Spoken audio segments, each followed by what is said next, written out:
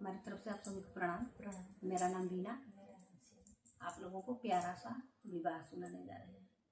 आशा नहीं हमें बल्कि विश्वास है कि आप लोगों को पसंद आएगा। चैनल को सब्सक्राइब करें, लाइक करें, शेयर करें। कमेंट में जरूर आप लोग बताइए कि हम लोगों का गाना आप लोगों को कैसा लगता है। बहुत बहुत धन्यवाद।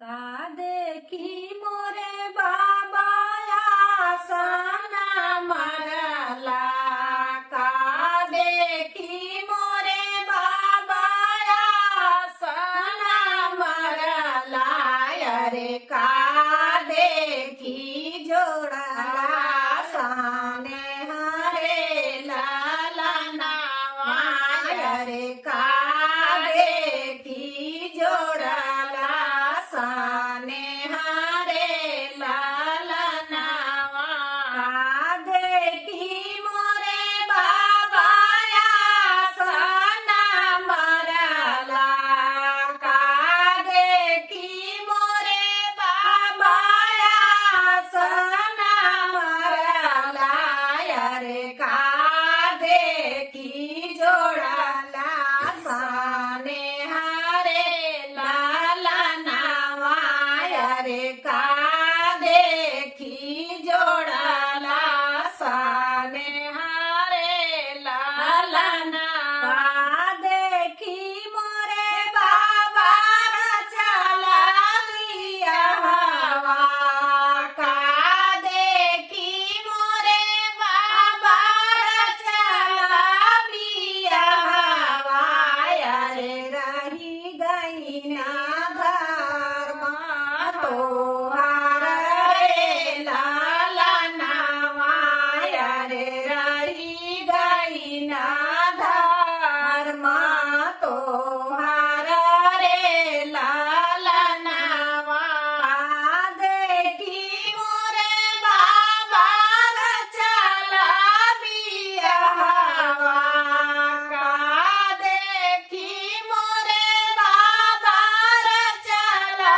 बिया हवा, अरे रही गई ना धर्म तोहार रे लाला नावा, अरे रही गई ना धर्म तोहार रे लाला नावा, घर देखी मोरे बेटिया सोना मरली, घर देखी मोरे बेटिया सोना मरली, अरे समधी देखी जोड़ली साने हरे लाला नावा, अरे समधी देखी जोड़ली साने हरे लाला नावा, बर देखी मोरे बेटी रचली बिया हवा, बर देखी मोरे